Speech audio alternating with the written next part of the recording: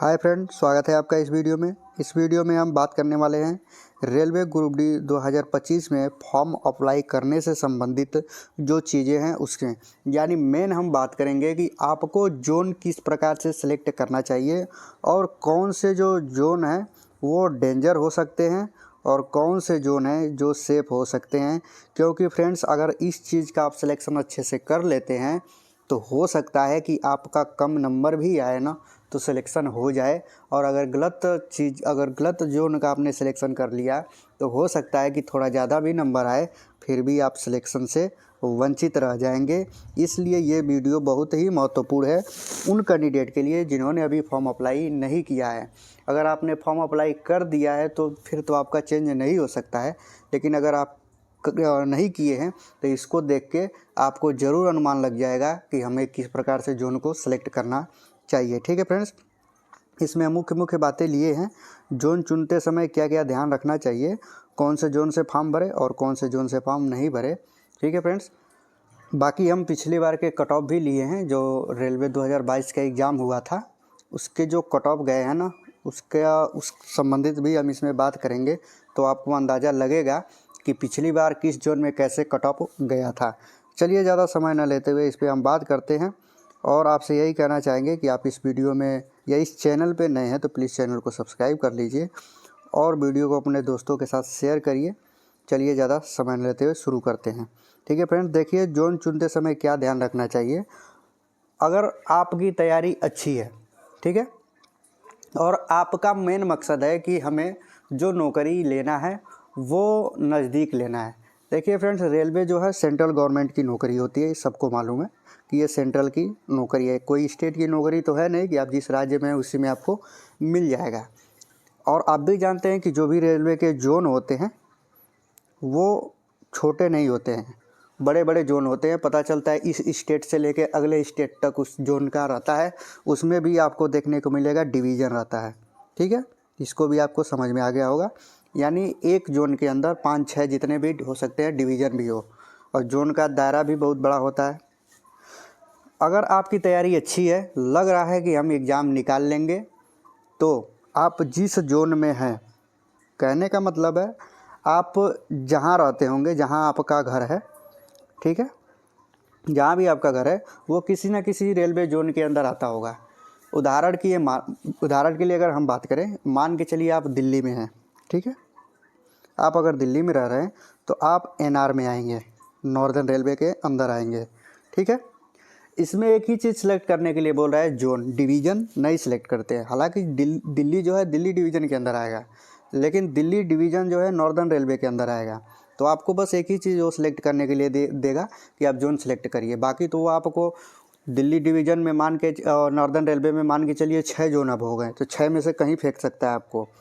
इसके लिए आप कुछ नहीं कर सकते, बस ये है कि आप जोन सेलेक्ट कर सकते हैं। तो यदि आपकी तैयारी अच्छी है तो आप जिस जोन में हैं उसी को प्रेफरेंस में दीजिए कि हमको यहीं से फॉर्म भरना है, ये तो आपके लिए सही है। जो कैंडिडेट का ये लग रहा है कि मेरी तैयारी थोड़ी, मतलब हमको आशंका है कि नंबर मान के चलिए कि मेरा 65 आ रहा है, 60 आ रहा है, तो फिर आप में थोड़ा आशंका है। इस स्थिति में अगर आपका मकसद है कि नहीं हमको लेना है नौकरी, चाहे हमको कहीं भी भेज दे, नौकरी करना है, तो फिर आपको उस जोन को सेलेक्ट करना चाहिए जहाँ पे संभावना है कि वहाँ से कट ऑफ कम जाएगी। इसके लिए आपको इस वीडियो को देखना पड़ेगा, फिर मालूम चलेगा। ठीक है फ्रेंड्स, अगला एक चीज़ है, मान के चलिए कि बहुत से लोगों का है मन में ये कि हमको जो हॉस्पिटल वाली पोस्ट होते, हालांकि इसमें तो अब नहीं है, मान के चलिए कई चीज़ें हैं वर्कशॉप में हैं जिसका मेडिकल स्टैंडर्ड C1 मांगता है, और भी पोस्ट बहुत लोगों के मन में होती है। बहुत लोगों के मन में होती है कि हमको पॉइंट्समैन बनना है, क्योंकि उसमें क्या होता है, प्रमोशन जल्दी हो जाता है, स्टेशन मास्टर वगैरह बनने का उसमें जल्दी चांस मिल जाता है। तो उसमें क्या होता है कि मेडिकल स्टैंडर्ड जो होता है B1 मांगता है। ठीक है, B1 नहीं, सॉरी, उसमें A2 मांगता है पॉइंट्समैन में। ठीक है फ्रेंड्स, अब क्या होता है, अब होता क्या है, अगर मान के चलिए कि आपका मेडिकल स्टैंडर्ड जो है A2 से बिलो है, यानी नीचे है। A2 तो है नहीं, B1 है, बाकी B2 C1 ऐसे करके है। आपका मन है कि पॉइंट्समैन लेना है, तो फिर आप तो पॉइंट्समैन ले नहीं सकते हैं। लेकिन अगर आपका मेडिकल स्टैंडर्ड सही है और आप जिस जोन में फॉर्म भर रहे हैं वहाँ पॉइंट्समैन की जो पोस्ट है वो पता चले कि कम है और लेना आपको पॉइंट्समैन है, तो फिर तो आप दूसरे जोन का सिलेक्शन करिए। आपके जोन से सटा हुआ जो जोन आता है उसमें देख लीजिए।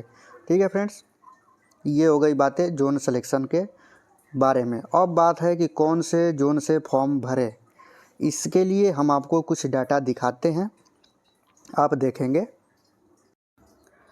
इसमें फ्रेंड्स आपको एक चीज़ देखना है, आप देखेंगे कि ये जो है कट ऑफ 2022 का है, क्योंकि हम सेफ जोन का अनुमान पिछली बार के कट ऑफ को देख के भी लगा सकते हैं कि पिछली बार कट ऑफ किस जोन में कितना गया था। आपको देखने को मिलेगा कि जोन में आपको बहुत ज़्यादा नंबर का अंतर मिलेगा। अभी हम आपको समझाते हैं।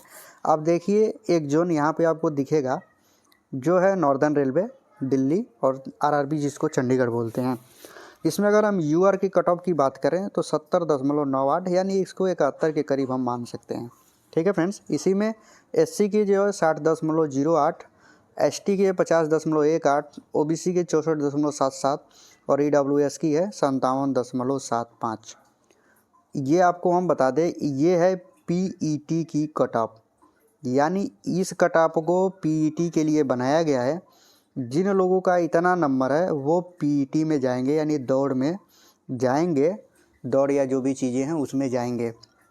उसके बाद जब वो क्वालिफाई होंगे उसके बाद फिर से एक मेरिट लिस्ट निकाली जाएगी और उस मेरिट लिस्ट में मान के चलिए कि लगभग 70 प्लस 5 नंबर का प्लस बढ़ता हुआ नंबर दिखाई देगा। हालांकि 2 भी कहीं बढ़ा है, 3 भी बढ़ा है। हम एक आपको मोटा मोटी अनुमान बता रहे हैं कि ये पीईटी के बाद आपका लगभग 5 नंबर बढ़ता है, तो आप इतना नंबर सोच के चलने वाले हैं। तो इस जोन में आप देखेंगे कि 70.98 गया है यूआर का। और आपको और जोन दिखाते हैं, आप इस चीज़ को स्क्रीनशॉट मार के रख लीजिएगा। यहाँ पे आप देखेंगे कि एक जोन है सिकंदराबाद, इसमें यूआर का गया है 57.38। अब बताइए, कहीं 70.98 गया है और कहीं गया है 57.38। अगर मोटा मोटी हम बात करें अंतर का तो लगभग 13 नंबर का अंतर आपको दिखाई देगा। अब मान के चलिए कि कोई कैंडिडेट, एक कैंडिडेट एवरेज है और एक उससे थोड़ा हाई है। हाई वाले ने फॉर्म भर दिया दिल्ली से और एवरेज वाले ने भर दिया सिकंदराबाद से।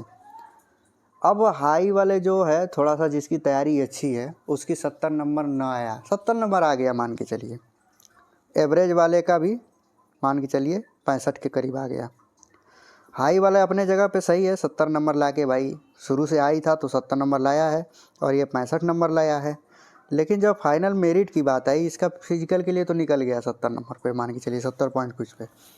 फाइनल मेरिट की आई डॉक्यूमेंट वेरिफिकेशन के लिए, तो दिल्ली वाले का तो हुआ नहीं 70 नंबर पे, लेकिन यही सिकंदराबाद वाला 65 नंबर पे सिलेक्शन पा गया, नौकरी करने लगा। तो इसमें एक चीज़ तो यही मैटर किया ना कि जोन सिलेक्शन की बात। इसलिए फ्रेंड्स हम आपसे यही कहेंगे कि आप भी सोच समझ के अपने जोन का सिलेक्शन करिए, यानी किस जोन में हम भरेंगे तो कम नंबर पे भी हमको थोड़ा कम नंबर रहे तब भी नौकरी मिल जाए। बाकी जिनका नंबर अच्छा खासा आता है तो वो तो कहीं से भर सकते हैं, लेकिन जो थोड़े एवरेज कैंडिडेट हैं ना, उनको सोच समझ के फॉर्म को भरना चाहिए। ठीक है फ्रेंड्स, बाकी फ्रेंड्स आप खुद ही देख लेंगे कि इसमें कितना लगभग कट ऑफ गया है। इसके बाद हम आपको अब बताते हैं कि इसके हिसाब से कौन सा सेफ जोन इस बार के एग्ज़ाम के लिए हो सकता है। आप इसको एक बार अच्छे से देख लेंगे। चलिए बताते हैं फ्रेंड्स। अगर हम इस बार की सेफ जोन के बारे में बताएंगे, देखिए सेफ जोन सेलेक्ट करने का एक और अच्छा सा हम आपको उदाहरण बता देना फ्रेंड्स। देखिए ज़्यादा वैकेंसी होने से, अगर ज़्यादा कहीं पे वैकेंसी है ना, तो उस जोन को हम सेफ़ नहीं कर सकते हैं, और जहाँ सबसे कम वैकेंसी है ना, उसको भी हम सेफ़ नहीं कर सकते हैं। ठीक है, इस चीज़ को ध्यान रखिएगा। अगर मोटा मोटी आपको जानना है ना, तो सीधे आप ज़्यादा वाले को छोड़ दीजिएगा, 5 जोन को लगभग, और कम वाले जहाँ पे सबसे कम वैकेंसी गई है उसको भी छोड़ दीजिएगा। वैकेंसी से मतलब है जिस जोन में 5 जोन में ज़्यादा वैकेंसी आई है उसको भी छोड़ दीजिएगा, और जिस जोन में 5 जोन को देखिएगा कि कम वैकेंसी है उसको भी छोड़ दीजिएगा। बीच में आप अप्लाई कर सकते हैं। इस चीज़ को आप मोटा मोटी में समझ लीजिए। बाकी अगर हम बताएं कि आप सेफ़ कौन सा हो सकता है, ये नहीं है कि आप इसको 100% ही मान लीजिए, ये एक अनुमान है कि आदमी का कि लगभग यहाँ से जाता है, थोड़ी दूरी पड़ती है तो इस वजह से यहाँ पे कम चला जाता है। आप देखेंगे कि SR जो है साउदर्न रेलवे है चेन्नई, यहाँ से अगर भरेंगे तो लगभग सेफ माना जा सकता है। वेस्टर्न रेलवे मुंबई है, यहाँ से आप देखेंगे तो इसको भी हम सेफ मान सकते हैं। तो अगर जो कैंडिडेट फॉर्म अप्लाई नहीं किए हैं तो यहाँ से आप अप्लाई कर सकते हैं। और सेंट्रल रेलवे मुंबई है, यहाँ से भी आप फॉर्म को अप्लाई कर सकते हैं। यहाँ पे आपको अहमदाबाद लिखा आएगा वेस्टर्न रेलवे का, तो इससे कंफ्यूज मत होइएगा। यहाँ पे SCR जो है सिकंदराबाद साउथ सेंट्रल रेलवे, और यहाँ पे देखेंगे SECR जो है बिलासपुर। इस 5 जोन से अगर आप चाहें ना फ्रेंड्स, तो जो कैंडिडेट ने फॉर्म अप्लाई नहीं किया है इस 5 जोन से आप फॉर्म को अप्लाई कर सकते हैं। ये मेरे हिसाब से लगभग ये सेफ जोन ही है, इसको आप ध्यान में रखिएगा। चलिए अब डेंजर जोन को आपको बता देते हैं कि डेंजर जोन लगभग कौन से होने वाले हैं। देखिए फ्रेंड्स, डेंजर जोन यानी कि रेड जोन, इस जोन से आपको लगभग बचना चाहिए। ये पहले नंबर पे है नॉर्दर्न रेलवे दिल्ली। आप अगर इससे सोच रहे हैं ना, और आपका तैयारी उतना अच्छा नहीं है कि आप मतलब बहुत ज़्यादा नंबर ला सकें, तो इससे आप बचिएगा इसमें फॉर्म अप्लाई करने से। क्योंकि अगर आपका मकसद है कि हमको नौकरी लेना है चाहे कहीं भी लगे, तो बच जाइएगा इस चीज़ से, यहाँ से फॉर्म अप्लाई करने से। क्योंकि यहाँ पे इस बार भी आपको ज़्यादा जो कट ऑफ है वो जाने देखने को मिलेगा, ज़्यादा ही जाएगा। अगला देखेंगे SWR जो हुबली है, यहाँ से भी आप बचिएगा फॉर्म अप्लाई करने से। चलिए अगला देखते हैं NCR इलाहाबाद जो है प्रयागराज, यहाँ से भी फॉर्म अप्लाई करने से बचिए। अगला है NWR जयपुर, और उसका अगला है NER गोरखपुर। इन सब 5 जगहों से आप फॉर्म अप्लाई करने से बचे तो ही सही है। अगर आपका कॉन्फिडेंस लेवल सही है कि नहीं मेरा नंबर ज़्यादा आ जाएगा, हम 70+ नंबर ला सकते हैं, तब तो आप कहीं से भी फॉर्म अप्लाई कर दीजिए। लेकिन नहीं, शंका लग रहा है कि नहीं नंबर मेरा कम भी हो सकता है, तो फिर आप इन जगहों से बचिए। बाकी जो हम आपको बताएं सेफ, उसमें भर सकते हैं, नहीं तो इसके बाद से जो मीडियम है उसमें भी भर सकते हैं। उम्मीद है कि इसमें ये चीज़ें समझ में आई होंगी। फ्रेंड्स देखिए, ज़्यादा जल्दी बताने से कुछ चीज़ें हैं जो आदमी से छूट जाता है, हमसे भी भूल जाएगा, नहीं बता पाए, इसलिए थोड़ा वीडियो को आदमी धीमे गति से बताता है, उतना भी धीमा नहीं बताते हैं। आप चाहें तो इसको 2x पे करके सुन सकते हैं अगर आपका टाइम बर्बाद हो रहा है। लेकिन मेरा मानना है ना कि ये चीज़ें ज़िंदगी बनाने वाली चीज़ें हैं, तो इसमें ऐसा नहीं ध्यान देना चाहिए कि मेरा टाइम बर्बाद हो रहा है, ये हो रहा है। आपको अच्छे से सुनना चाहिए, देखना चाहिए, क्योंकि कुछ इससे नॉलेज ही मिलेगी। चलिए मिलते हैं अगले वीडियो में, तब तक के लिए धन्यवाद।